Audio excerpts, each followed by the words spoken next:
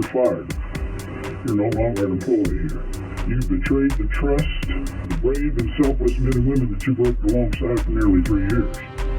So as of this moment, you're under arrest.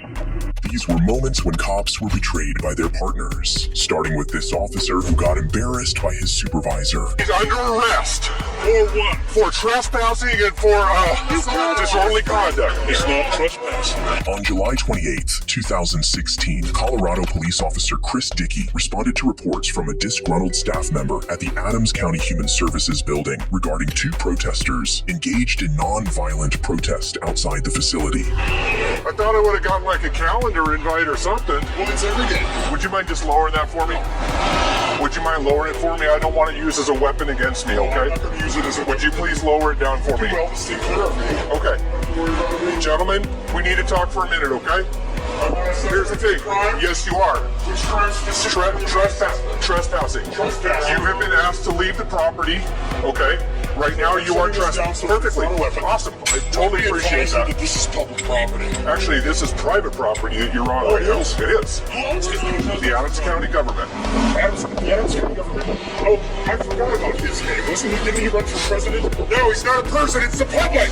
What the fuck is wrong with you people? Sir? No justice, no peace, no peace. While these protesters may have been a pain in the ass, they were fully within their rights, as they were peacefully demonstrating outside a public building, an action protected by law. However, the officer, seemingly dissatisfied with their refusal to comply with his demands, followed them to the sidewalk in an attempt to make an arrest. Gentlemen, I need your ID, please, so I can write you a summons. You will be willing to write me a summons? Yes. Outstanding. I need your ID also, please, sir. Okay, I'm going to place you under arrest then. You're not placing me under arrest. I have no right to ask for anything. Come here. All right. Taser.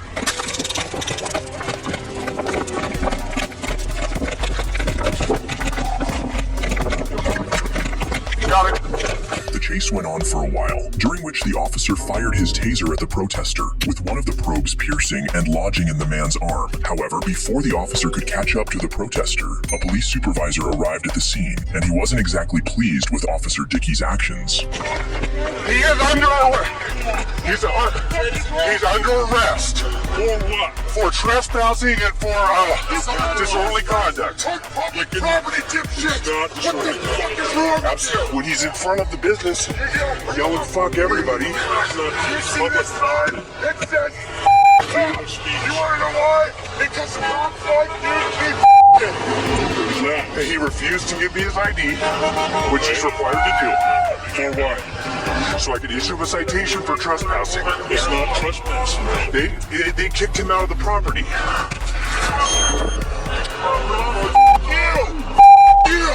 Officer Dickey was visibly frustrated about not getting his way, and from the way the officers had turned off their body cameras, there was lots of background scolding for Officer Dickey. The protester who had been tased required hospital treatment to have the barb from the taser probe surgically removed. He later filed a lawsuit against the city and the police over the officer's actions, ultimately receiving a $175,000 settlement from the city.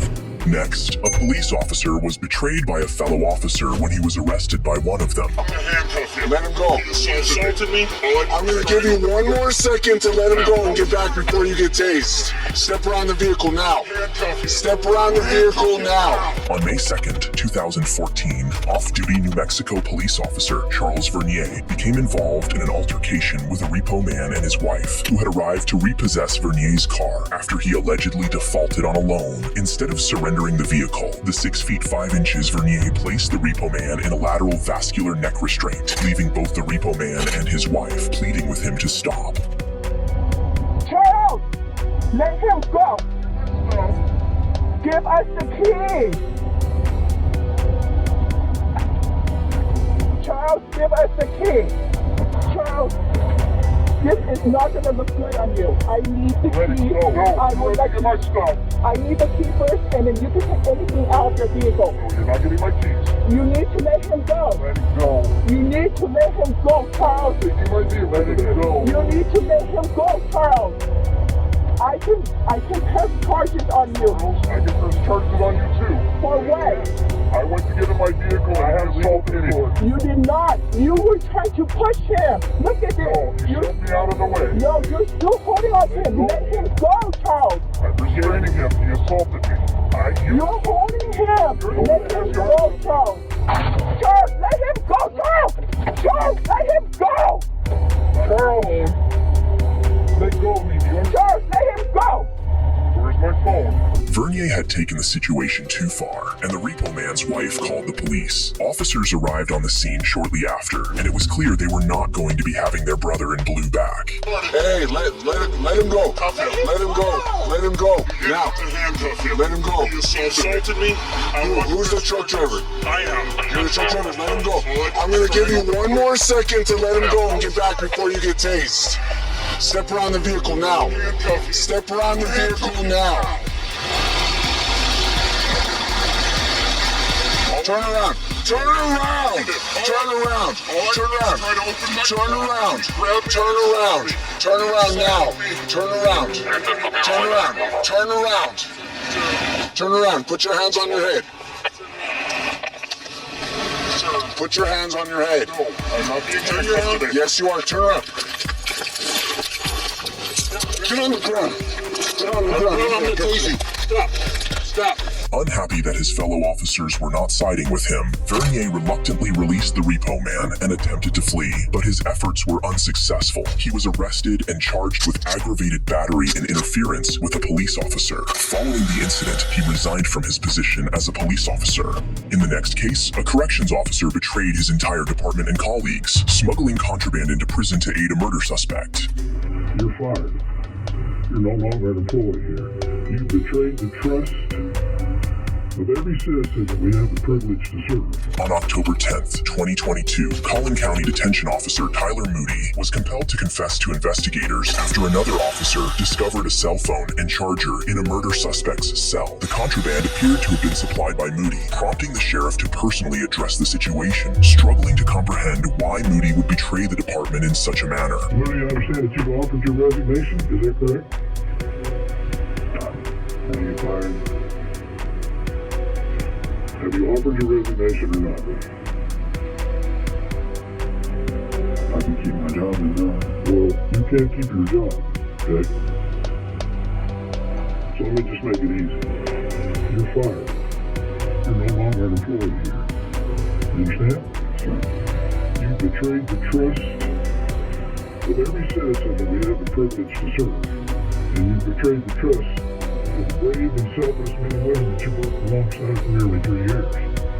So as of this moment, you're under arrest for bringing a prohibited item, a cell phone, into a correctional facility. There's a third-degree felony. Do you have any questions about that? Well, you're going to be cuffed. First thing I want you to do is stand up and take that uniform shirt off. You don't deserve to wear it.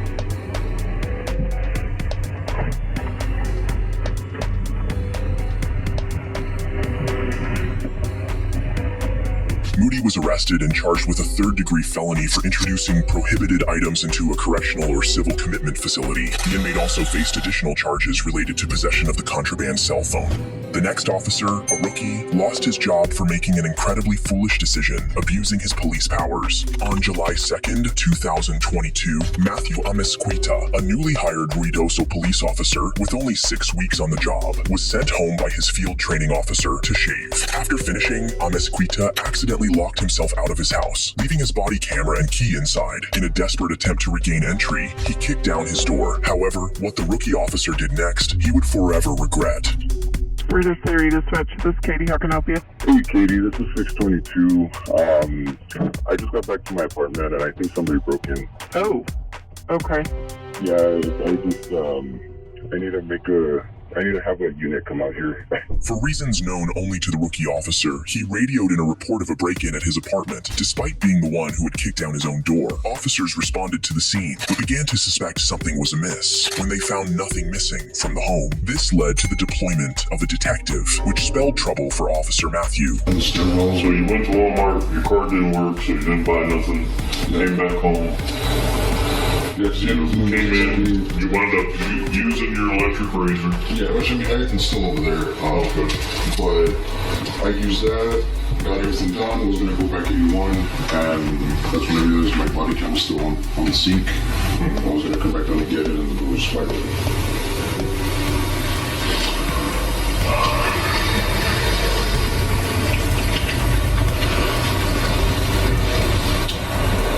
How old are you, Steve? 21. You know how long I've been doing this? 8 years. 23. So I'm pretty good about reading situations, you know what I mean? So I want you to know that first of all, you know, I can help you out if there's something else going on here, okay? But I need you as an officer to be 100% honest with me right now. Yes, sir. 100%. Yes, sir. The detective gave Officer Matthew an opportunity to come clean, but Matthew was unaware that the detective already had irrefutable evidence. As Matthew continued to lie, the detective revealed the smoking gun. This is you leaving Walmart. Yes, sir. With the bag. Yes. I bought a candy, but that's it. About candy with your card? With, tap. But you didn't use that to buy a razor? No, sir. No? How come? No, I mean, I realized that I had my electric shaver here, so I didn't really see the need to actually buy that. So I had money. Matthew had initially claimed he couldn't make a purchase at Walmart because his card wasn't working. However, the detective had CCTV footage showing that he did make a purchase, further exposing inconsistencies in his story and giving the detective the leverage needed to get Matthew to confess. So, listen, Steve, this is the time, okay? This is a very important juncture in your life. Yes, sir. Okay? Where I want you to be 100% straight with me. If you messed up and you kicked your door because maybe you forgot your key, maybe because you were pissed off, stuff happens. If I was in a bind and I had to kick my door, I'd kick my door. Okay? That's when we gotta help each other out. If you made a mistake, you made a mistake. But this time I need you to be straight with me 100%. You don't want to start your career with a blemish. Okay? So there's other things that I haven't told you yet that lead me to believe you're not being 100% straight up with me. Okay? So I want you right now, put everything aside, all your emotions, any fear you might have, be 100% honest with me, bud. Okay? I looked at the boot patterns. What do you think I saw there? Okay, it's okay, it's not the end of the world, man, but I need you to be straight. Okay? Why did you kick it? Were you locked out? Yeah. Okay. That's alright. He ultimately confessed, confirming that he had made a false report. As a result, his full police gear was confiscated, and he was arrested on the spot by the responding officers. He was taken to jail, charged with filing a false police report, and subsequently dismissed from the department. The next case was extremely heartbreaking, as a police officer was betrayed by his partner, who is his wife. How do you know this woman? Is your first time out with her? Oh, really? The only issue is that's my wife. While on duty, a police officer conducted a random traffic stop, only to discover that the driver he pulled over was with his own partner, his unfaithful wife. Excuse me. Doing all right. You understand why I pulled you over today? Not totally sure. Well, this is interesting.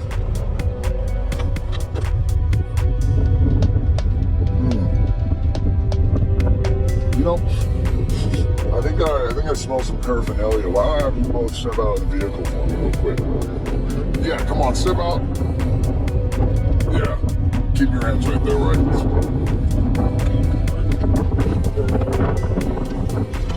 The driver was still unaware of what was happening, but all that was soon about to change. Okay. Do you know this woman? How do you know this woman? Well, Is it your first time out with her? Oh, really? Yeah. Really? I'm curious why you're asking about our dating. Oh, the only issue is that's my wife. Pardon me? Yeah, you are pardoned. I will pardon you. Because see, I'm not. This is like literally. No, it's not on you. So she's single. That's on you. You're not the one that made a Tinder profile while you were married. So. Hey, can I put my hands down? You know, why don't you put your hands out? Why don't you grab her stuff out of the car and you can actually leave. You go ahead. Yeah, hop in over here. Yeah, the driver's side. Keep your hands on the vehicle, ma'am. Yeah. Yeah. Give me her stuff. Everything that's hers in there. Okay. Yeah. Why don't you do that? Yep. Just right there. Yep. Your phone. Good. Can I sit down? Yeah. You go ahead. Actually, ma'am, step away from the vehicle. Keep your hands up. Excellent. And you have a good one, sir. Have a good one. Head on out. Yes, you are. Yep. So. Did you really just... I think there's nothing for you to say. You're gonna just stay here. You should call your mom and have her get the rest of the things from my place tonight. Are you serious? Okay? Yeah. This was not how I was expecting my workday to go. The officer then drove off, leaving his wife stranded on the side of the road. However, the encounter was most likely staged, as the footage didn't resemble a real police dash cam. Despite this, the incident provided quite the comic relief. The next case involved a female officer who brought shame to her department by engaging in an inappropriate sexual relationship with an inmate. On September 17, 2024, the Metropolitan Detention Center uncovered that one of their corrections officers, Siobhan Culbreth, was involved in an inappropriate sexual relationship with an inmate. The incident was reported to the Bernalillo County Sheriff's Office, which promptly dispatched a deputy to investigate at the correctional facility. When we first came in February, he's been trying to talk to him about karaoke guys, this cell, ignoring him. I don't know all the CEO's names, but a few months ago I did see a CEO give a bill of coffee beans. I was like, oh, he's being alone, and he didn't hide it. So one day I forgot what candy I gave him. I did give him like it's okay. And then since then he's been saying like, he's gonna tell.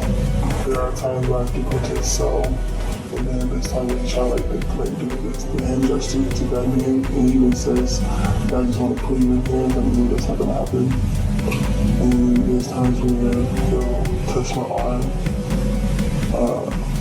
he did like kiss me, and then he said that he's gonna tell that I didn't do anything, or when we at the closet, I was just trying to get it through.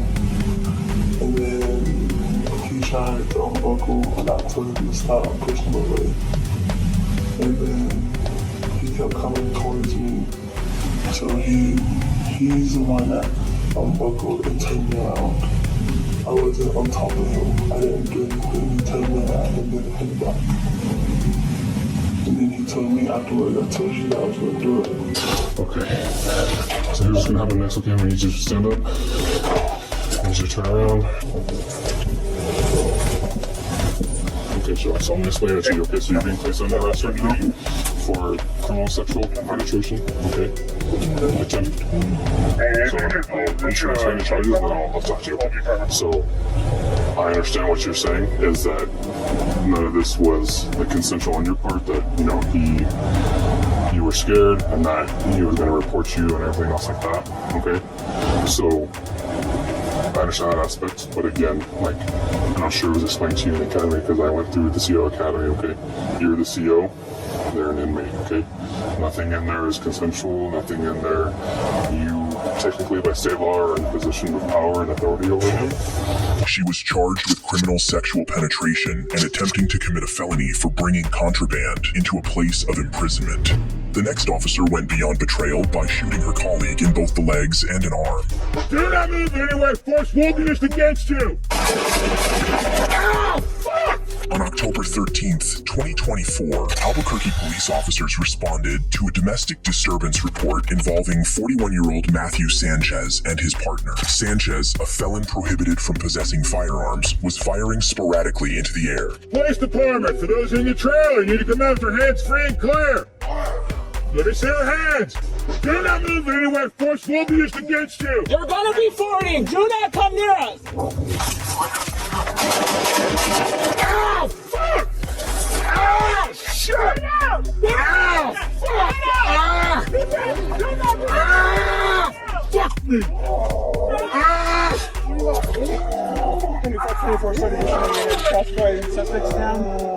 While the officers were able to fatally neutralize Sanchez, one officer was caught in the crossfire and was struck in the arm and leg by a colleague's gunfire. He was transported to the hospital and made a full recovery. If you enjoy videos like this, please like, subscribe, and watch this one.